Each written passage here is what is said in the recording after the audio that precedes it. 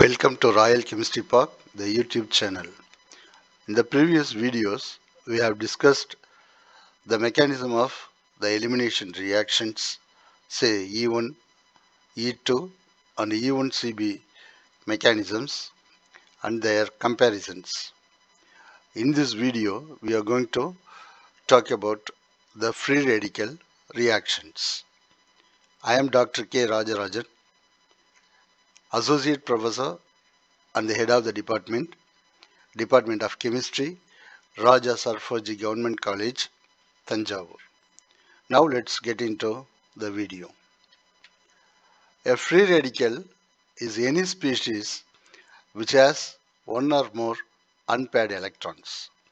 Molecules like NO or NO2 or atoms such as iodine or sodium, which all have odd electrons, may be regarded as free radicals.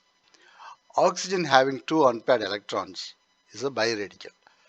Because of their stability, free radicals like the oxides of nitrogen are called long-lived free radicals, while most others are not so stable and hence are called short-lived free radicals. Now you are seeing the free radicals in the screen.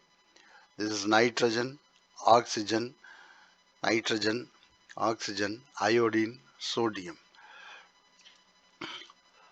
The short-lived free radicals are produced by the following methods. The first one is the thermal decomposition. The thermal decomposition of compounds containing weak bonds.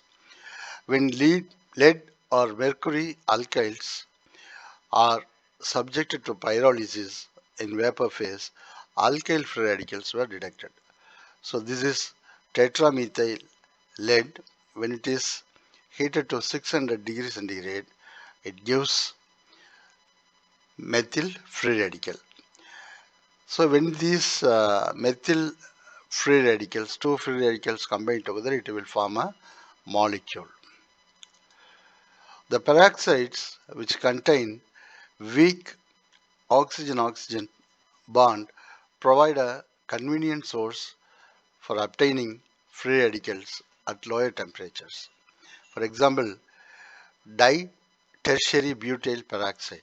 This is what called as ditertiary butyl peroxide. When it is heated to 130 degrees centigrade, it forms tertiary butoxy radical.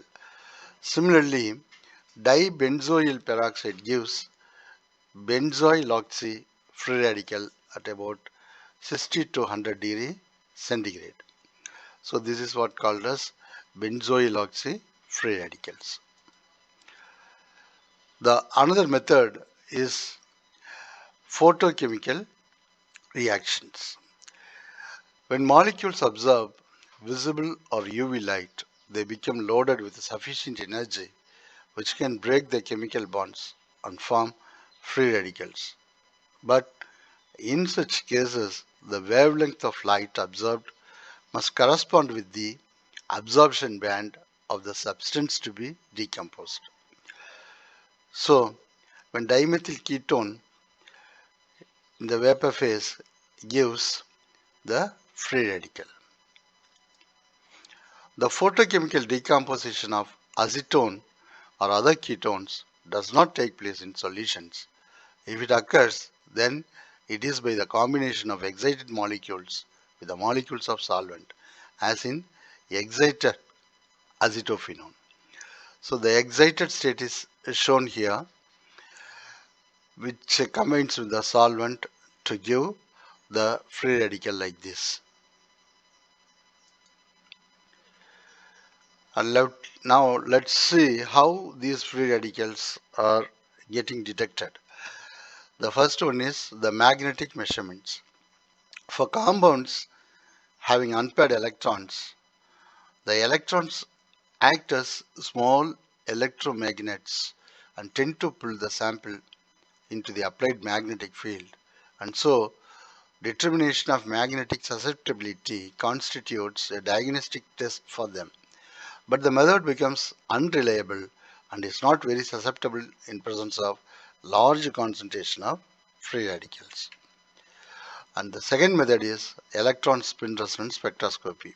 This method is also called EPR method or electron paramagnetic resonance is the most useful and widely used for the detection of free radicals because it is capable of detecting free radicals in lower concentrations. Although the method is similar to NMR, but it is not the nuclear spin that is affected, but the spin of the electron. The principle of the method is that odd electron in a strong magnetic field orients its spin in a more stable direction just as a complete needle aligns in the Earth's field. However, with the absorption of light energy, the spin turns to an unstable orientation as illustrated. Here you can see the applied field stable orientation. This is the odd electron. When energy is being applied, it forms the magnetic moment and this is the unstable orientation, whereas the magnetic moment against applied field. And finally the magnetic moment with the applied field. So this is the moment which is against the applied field. This is the movement with the aligns with the applied field. The two orientations have different energies, and on the application of light energy, a transition from one to the other occurs and a new absorption band is observed in the spectrum. The spectrum is located by measuring the gyromagnetic ratio or a G value which is given by delta E is equal to HV is equal to G beta H, where beta is the constant which is called as the Bohr magneton and H is the applied magnetic field in gauss. The G values provide information about the environment of the electron. The energy difference between the two orientations is proportional to the applied magnetic field, and even in small fields the energy difference is small. It is about 0.0026 kilocalories per mole of electron even at 10,000 Gauss. That is why radiation in microwave region is used. For a typical ESR experiment, a magnetic field of about 3200 Gauss is applied and absorption occurs at around 9000 MHz in the microwave region. In an NMR, a stronger field of 14,000 Gauss is applied and absorption is around 60 MHz. Further, in NMR, from the location of absorption, we get information about the intensities of absorption and splitting patterns. In an ESR spectrum, consists of a single absorption. Since the ESR detects only unpaired electrons, molecules having paired electrons are completely transparent to it. The only difficulty is that since few free radicals are stable at room temperature, the measurements have to be carried out at very low temperatures, that is minus 200 degrees centigrade, the temperature of liquid nitrogen or such radicals which have been trapped in lattices. Now let's discuss about the stability of the free radicals. The radicals couple with themselves to produce a covalent bond. This coupling may be reversible or irreversible. It is reversible when the radicals are stabilized by extensive delocalization of the electrons or when the coupled product is destabilized due to steric effects. Reversible coupling occurs with triphenylmethyl when the radicals are less stable and the coupled product is more stable. Coupling then is irreversible. Now we will talk about the characteristics of free radical reactions. The free radical reactions are chain reactions and consist of the following steps. The first step is initiation.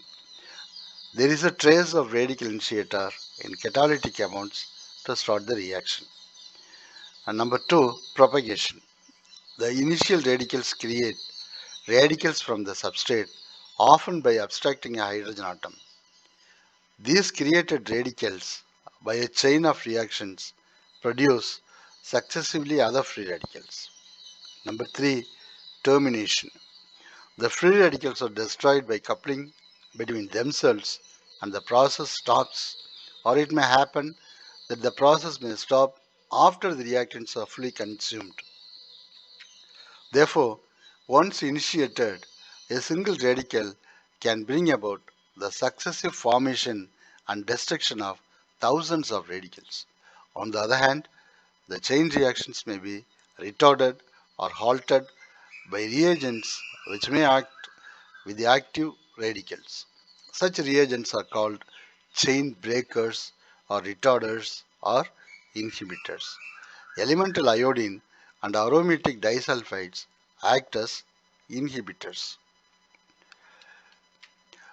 The radical reactions may be studied under the following heads: radical displacement, radical addition, and free radical substitution in aromatic systems. So far, we have seen what is free radical and how the free radicals are getting detected, and we have seen the stability of free radicals, and we have also discussed about the characteristics of free radicals. The remaining things we will see in the next video. Thank you very much.